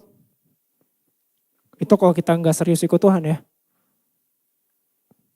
Gue coba mention lagi tadi, pasti kita gak mau kita hidup di dalam Tuhan tambah susah. Kita pasti mau kehidupan di dalam Tuhan lebih baik daripada kita yang sekarang. Untuk kedepannya pasti kita berharap sesuatu akan lebih baik lagi nantinya. Sesuatu akan ada didatangkan hal yang lebih baik lagi oleh Tuhan nantinya. Sampai sini kita setuju ya. Oke. Mungkin gue coba tanya beberapa pertanyaan ya. Lu coba renungin dalam diri sendiri gitu. Apa ya? Kalau udah urusan merancangkan hidup untuk ke depan, pasti nggak akan jauh-jauh dari keinginan, nggak akan jauh-jauh dari harapan, nggak akan jauh-jauh dari yang namanya doa dan pergumulan yang begitu hebatnya untuk masa depan kita. Oke, gue akan lontarin beberapa pertanyaan. Lu coba jawab sendiri, lu coba renungin ke diri sendiri. Seandainya rancangan saya tercapai, masa depan yang saya rancangkan tercapai, saya sudah mencapai posisi yang saya inginkan, apakah saya masih memikirkan Tuhan lagi?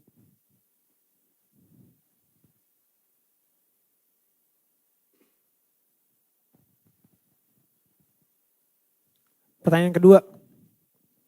Apakah masa depan yang saya rancangkan di dalam Tuhan itu obsesi atas keinginan saya yang tidak terwujud?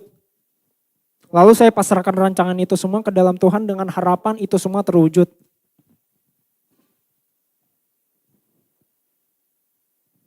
Apakah masa depan yang saya rancangkan itu sesuatu yang membuat saya nyaman dengan dunia?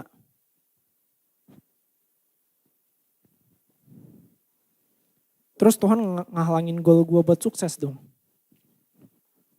Terus gue gak boleh memiliki kehidupan yang lebih baik dong dari sukses. Karena kalau kita sukses kan pasti kita berharap kehidupan akan lebih baik. Tentu ya.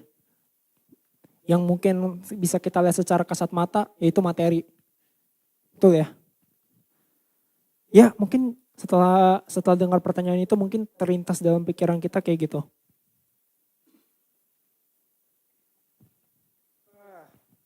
Kalau kita ngeliat dari apa yang kita bisa kita petik dari kisah Rut, kayaknya pertanyaannya nggak jauh-jauh ya. Dalam artian apa ya? Kita mau coba breakdown satu-satu nih. Setelah yang satu ini. Tapi gue coba jelasin lagi apa yang gue tangkap di sini. Lu kalau merancangkan sebuah kehidupan yang baik di dalam Tuhan, kira-kira anggaplah kayak gini, gue mau sukses, gue mau nikah umur sekian, gue mau punya rumah umur sekian, gue mau mencapai milestone yang baru, gue pengen mencapai achievement yang ini. Yang buat Tuhan ada gak? Itu semua ke diri sendiri semua kan?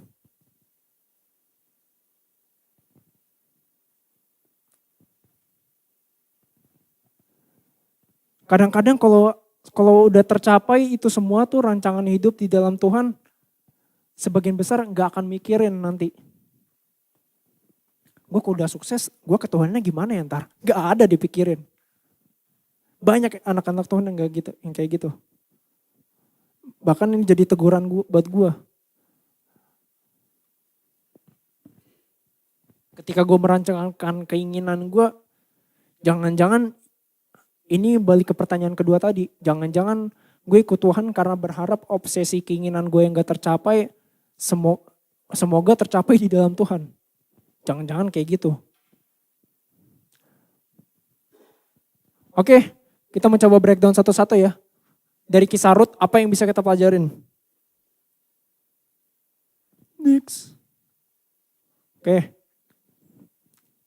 Keimanan yang polos. Siapa yang nyangka Ruth punya iman yang segitu polosnya sama Tuhan? Allahnya Naomi, sorry. Iman polosnya si Ruth yang gak banyak tanya, gak banyak ngomong, langsung kerjain aja. Mulai dari mertuanya sampai apa yang mau dia kerjakan ke depannya. Semuanya dia kerjakan begitu saja, dia gak pernah tercatat, dia bersungut-sungut, gak tercatat dia khawatir sedikit pun. Sebenarnya gue pasti yakin gitu. Ruth sama Naomi ini, terutama si Ruth ya. Gue yakin Ruth sebenarnya punya banyak alasan gitu buat khawatir. Ruth pasti punya banyak alasan buat sungut-sungut. Kenapa? Udah gak punya apa-apa. Secara manusia bisa dong bersungut-sungut. Dalam artian Naomi mengikut Allah, Ruth juga mengikut Allah. Tapi pada saat itu kondisi seperti mendukungnya seakan-akan Allah meninggalkan mereka. Tapi yang gue bisa tangkap di sini, Ruth percaya penuh sampai sebegitunya. Gak pandang kondisi, gak pandang situasi, dia tetap taat.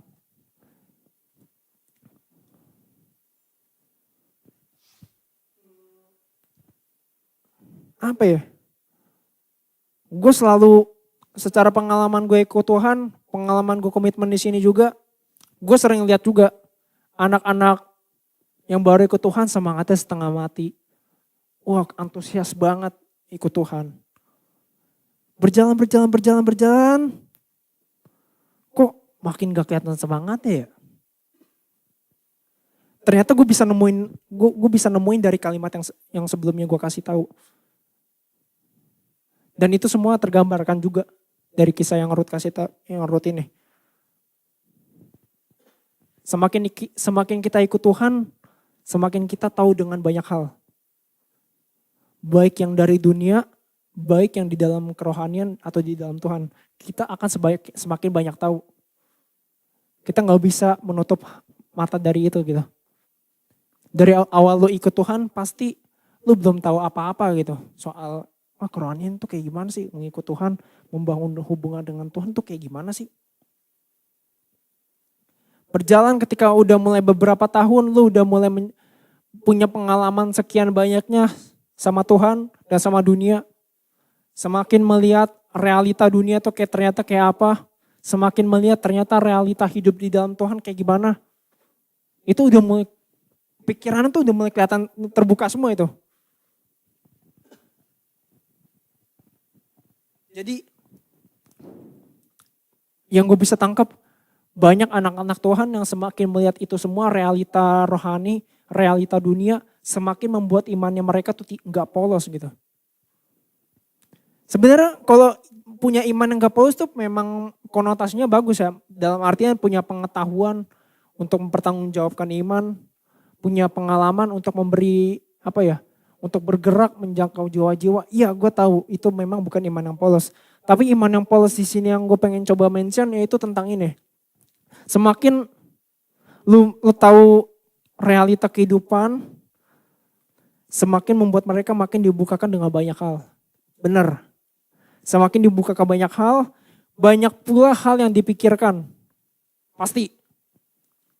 Otak kita terbatas, makin banyak hal yang dipikirin, makin dewasa, makin banyak lagi yang dipikirin.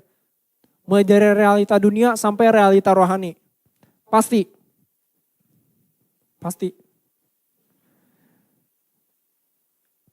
Setelah melihat itu semua, gue juga yakin, bukan yakin sih, gue sering ngeliat juga. Semakin berpengalamannya mereka dalam kerohanian, banyak ternyata gak sedikit dari anak-anak di sini juga ya. Gue langsung tembak aja. Semangatnya emang gak terlihat seperti awal-awal ngikut Tuhan gitu.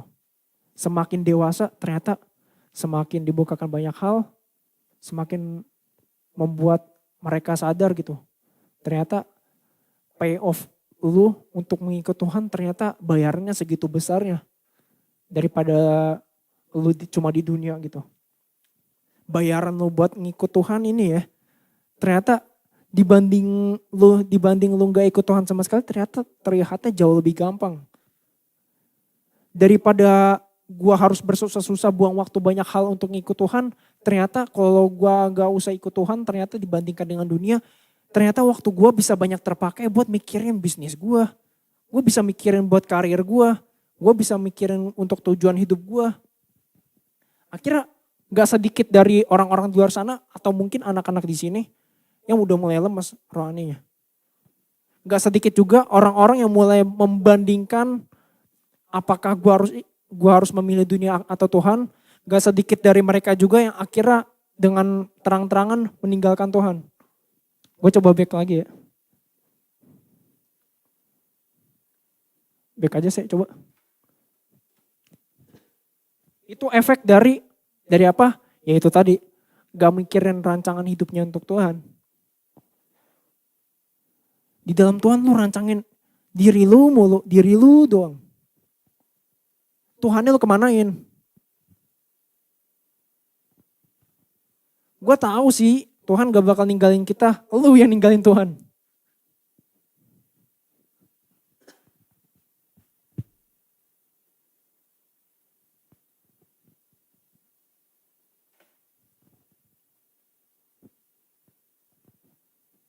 Gue kalau pribadi, kalau pada nanya gue memandang masa depan gue seperti apa?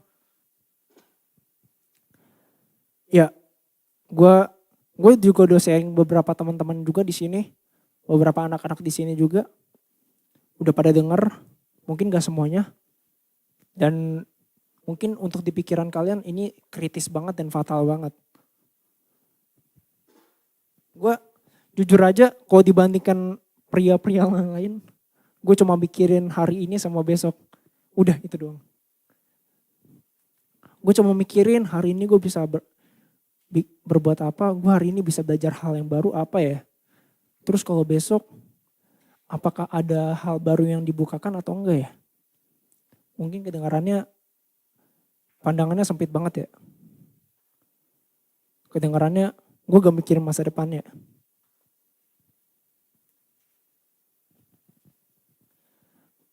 Gue pernah bawa ini dalam doa juga dan gue dengan terang-terangan ngomong sama Tuhan. Tuhan, dengan segala apa yang aku bisa, gue gak tahu mau jadi apa.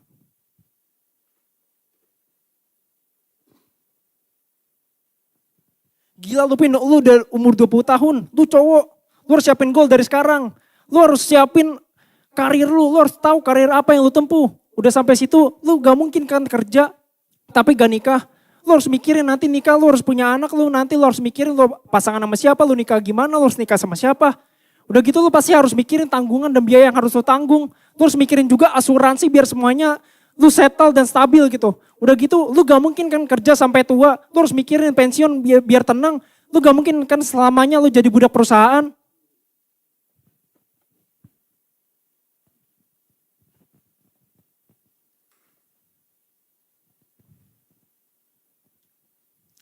Buat yang masih mikirin kayak gitu, buat yang masih khawatir dengan hal yang kayak gituan, buat yang masih bersusah-susah untuk hal yang kayak gituan,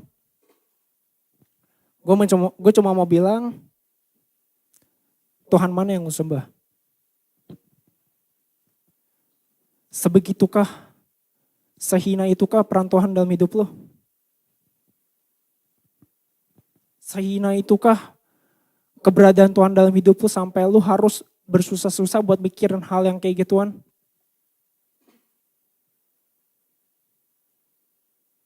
Katanya lu ikut Tuhan buat menjamin masa depan lo. Katanya lu ikut Tuhan dengan harapan hidup gua akan lebih baik.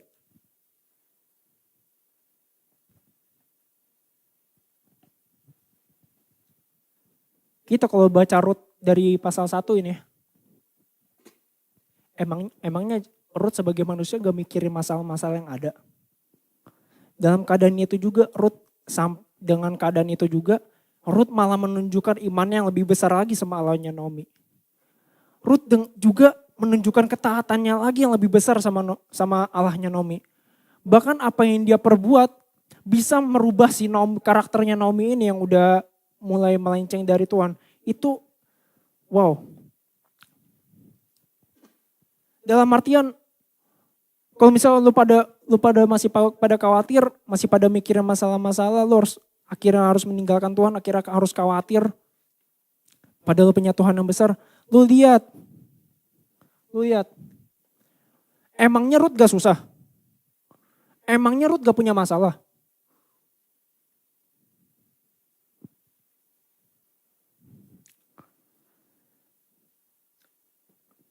Dalam masalahnya Rut aja, Rut menunjukkan ketaatan yang segitu besarnya gitu sama Tuhan. Lu belum jadi kayak Rut yang sampai bener-bener gak punya apa-apa kan? Lu masih bisa senang-senang, masih bisa jajan, masih bisa rekreasi, masih bisa dapat hiburan. Lah Rut.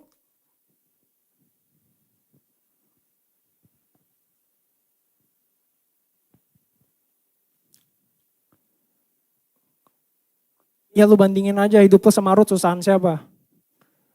Gak usah pakai contoh Tuhan Yesus, contoh manusia yang beneran nih. Si Rut, bener-bener gak punya apa-apa. Tadi gue bilang maksud gue secara manusia, dia pasti punya alasan buat bersungut-sungut. Dia pasti punya alasan buat khawatir. Tapi semuanya itu gak dia lakuin. Gak tercatat kok dia khawatir, gak tercatat dia sungut-sungut. Lu sungut-sungut.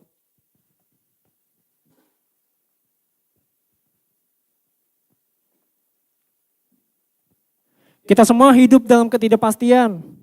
Bisakah kita punya pola pikir seperti Rut?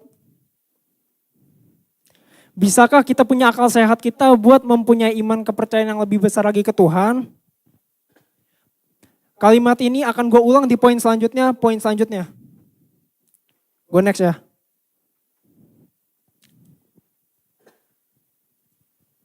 Kekhawatiran dan perkataan tidak membangun terbalik. Iman dan pengharapan mengalahkan kekhawatiran dan perkataan yang tidak membangun.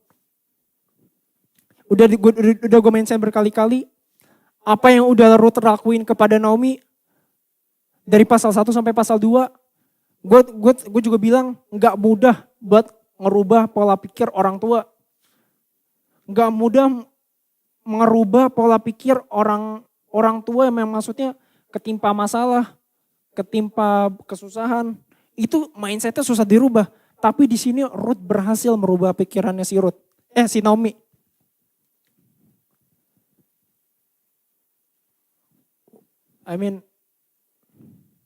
Perkataan pahit di pasal 1.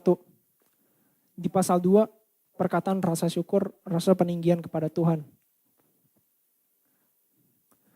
Coba mulai cek lagi ya perkataan atau pemikiran kita. Gue juga harus koreksi juga. Perkataan dan pikiran gue membangun atau enggak sih? Perkataan atau pemikiran gue memberkati orang atau enggak sih? Coba kalau masih kayak yang lu masih khawatir, masih punya perkataan tidak membangun, pemikiran tidak membangun, coba dikalibrasi ulang. Siapa tahu benefitnya yang kayak tadi. Naomi bisa berubah karena kelakuannya si Ruth. Buah rohnya bisa terpancar segitu besar efeknya. Gue yakin kita juga bisa.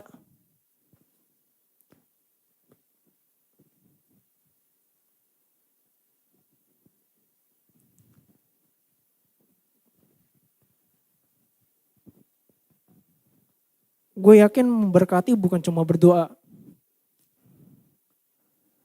Gue juga yakin memberkati bukan juga ngedoain orang. Gue juga yakin memberkati bukan cuma bergerak keluar aja.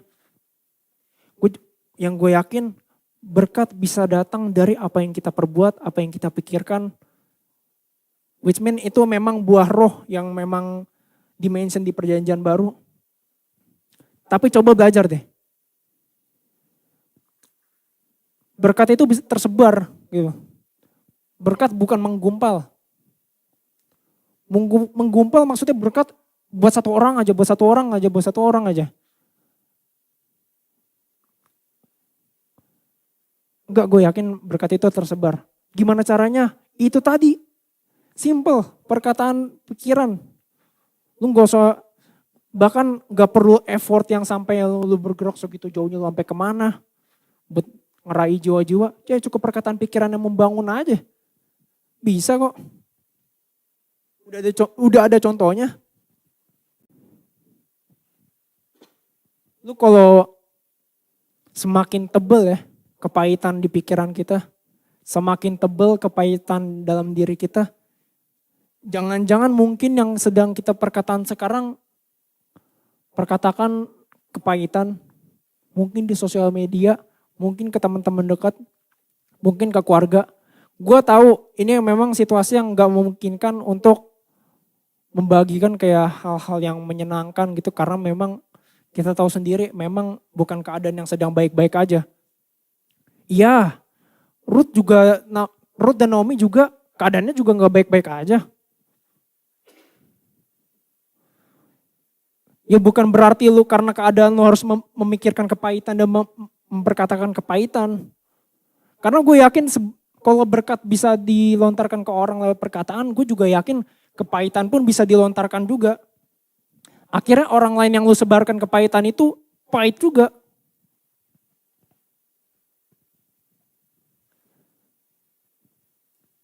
Ya bukan segampang, sesimpel itu. Perkataan dan pikiran. Kalau itu semua udah bener, orang bisa ngeliat iman dan pengharapan dalam diri lo. Which means orang bisa terberkati juga. Percaya sama hal yang kayak begituan. Oke? Balik lagi, kita semua hidup dalam ketidakpastian. Bisa nggak kita punya pola pikir kayak Ruth? Bisa nggak kita menggunakan akal sehat untuk mempunyai iman kepercayaan yang lebih besar lagi ke Tuhan? Ini akan diulang lagi sekali lagi di poin selanjutnya.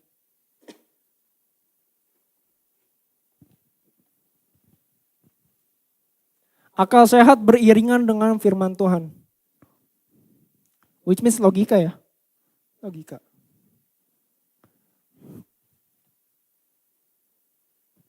Pertimbangan kita kalau ngadapin masalah tuh gimana sih? Kita sebagai manusia gak akan lepas dari yang namanya emosi. Gak akan lepas dari yang namanya hati yang gak tenang. Ketika ngadapin masalah pasti pikiran tuh pasti ruwet. Dan gue yakin ngambil keputusan tuh jadi sulit. Menimbang segala sesuatu jadinya subjektif emosional. Lu mau sesabar apapun, mau seobjektif apapun, lu kalau ngadapin masalah pasti hitungannya gak tenang. Pasti emosi lu berjalan, hati yang gak tenang lu juga berjalan.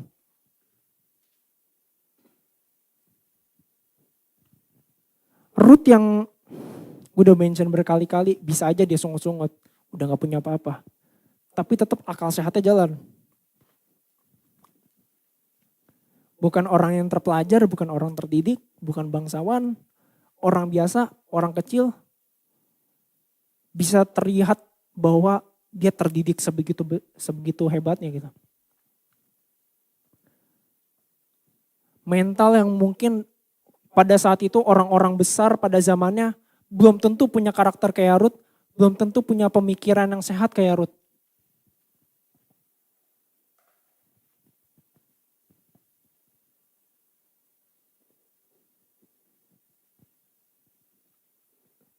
Di balik itu juga Boas juga udah lampu hijau sebenarnya. Udah mau, wah si Ruth udah mau sama Boas.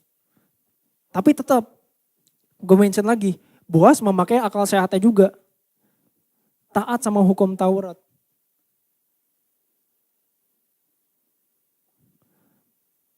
Firman diutamakan lebih daripada hasrat di depan mata. Firman lebih diutamakan daripada keinginan kita yang mungkin hampir tercapai atau yang mungkin kita impikan terus. Semuanya dikesampingkan sama Boas. Betul, berarti Boas memakai juga akal sehat yang diiringi oleh firman Tuhan.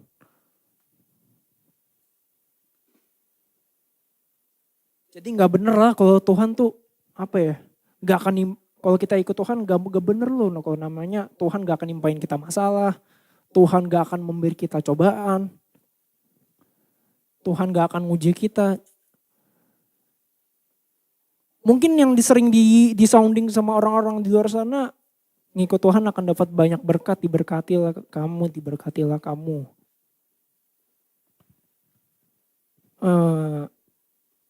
Ya gak salah juga, cuma kebanyakan orang misunderstanding sama kalau orang ngadapin masalah.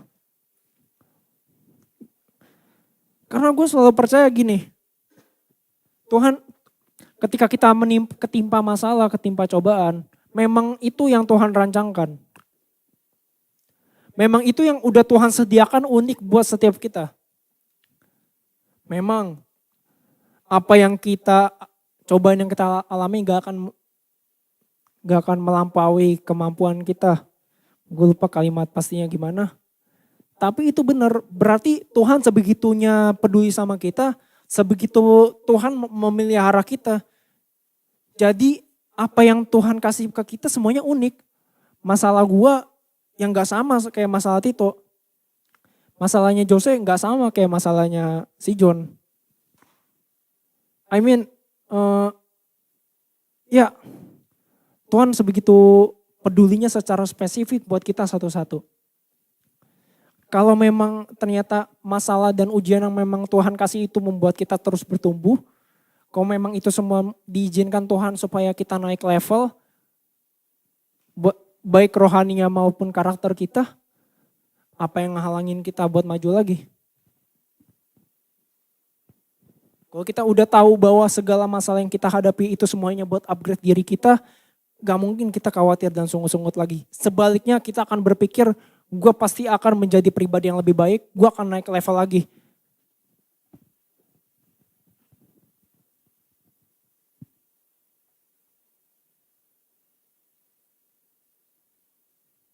Ya, Tuhan pemegang hidup kita. Absolut itu. Emang udah, karena kalau udah Tuhan pemegang hidup kita, udah harusnya kita tuh satu-satunya pegangan hidup kita udah cuma Tuhan aja. Bukan yang lain.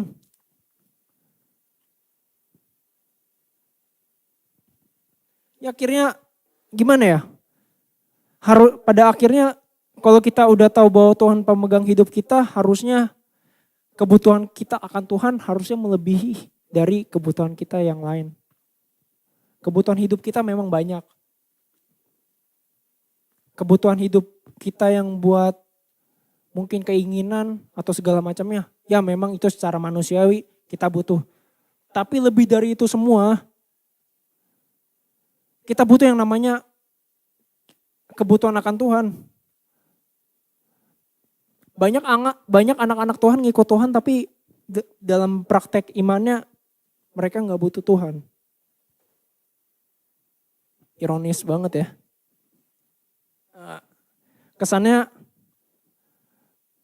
ya itu tadi, kesannya lu jadi ngikut Tuhan buat berharap obsesi lu terpenuhi.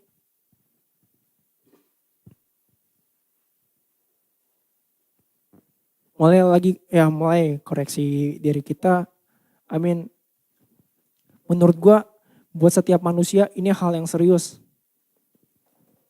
Bukan hal yang seharusnya main-main karena ini memang berpikir untuk yang ke depan. Kita akan memikirkan untuk hal yang masa depan memang sesuatu yang krusial banget buat hidup kita.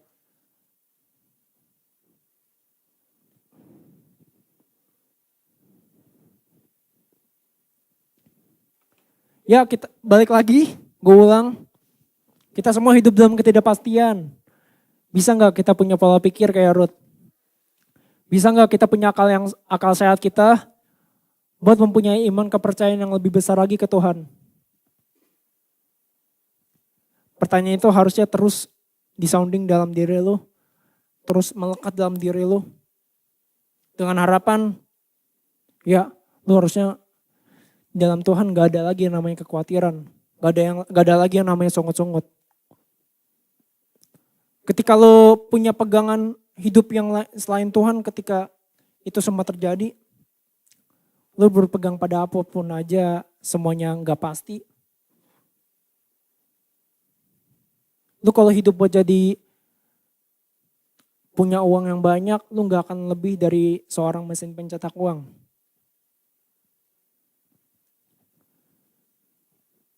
Lu kalau hidup cuma buat puas-puasin kesenangan lu malah jadi orang yang kurang perhatian banget. Ketika itu semua terjadi, ketika itu semua gua renungin. Ketika gak ada pegangan lagi yang bisa gua pegang selain Tuhan, gue cuma bilang ini.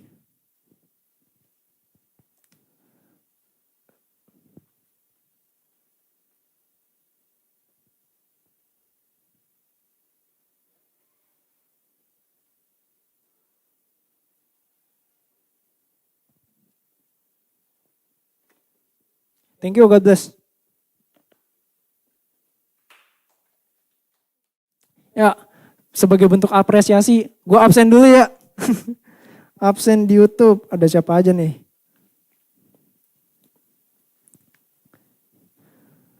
Ada Febe Parli, ada Angeli Elvin, ada Cynthia Chainata, ada Yulianti Wijaya, ada Michelle Angelica, ada William Saputra, ada Ica Gunoto, ada Tasya